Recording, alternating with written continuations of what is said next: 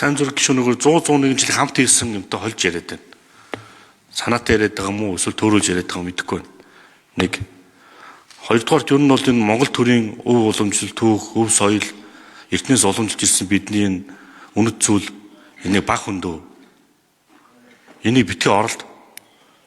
Хэвдээ оролцмоор байгаа бол бүтнээр нь хав. Баяр наадмын хуулиа бүтнээр шинжлэн хариулах хэлбэрээр ярив. Хэлээд нь шүү дээ.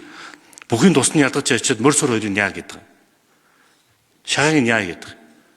Түр яагаад өөр ингэж ялгаатай хандаад.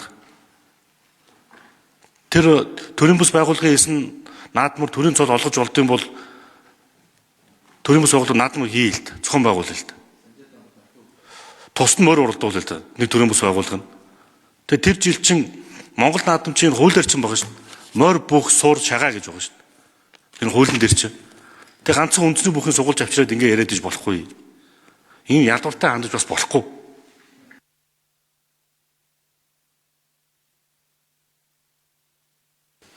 За сайн зэрэг хариулъя. За ойлгож байна уу гүшнэ. Танд ч бас бүрэн эрх нь байгаа. Хууль санаачлах. Би одоо бас яг өөрийнхөө бүрэн эрхийн хүрээнд би бас судалсан зүйлийнхээ хүрээнд л энэ хуулийн төслийг боловсруулж өргөн барьж хилцүүлж байгаамаа. Иж бүрнээр нь ерөн цаашдаа бас ялгарлгүй хандах гэдэг дээр зарчмын хувьд тантай санал нэг байна. Бай шагналан ч гэсэн ижил төвшөнд очимоор байгаа гэдэгтээ санал нэг байна.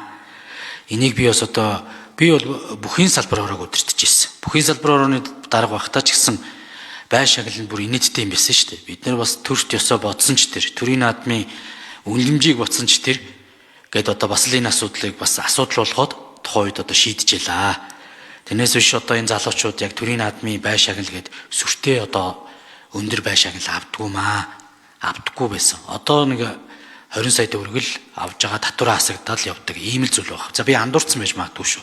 Ийм л зүйл байдаг. Тэгээ би энэ дээр бол тантай санал нэг байна. Ер нь цаашдаа үндэсний спортын тухай хуулийг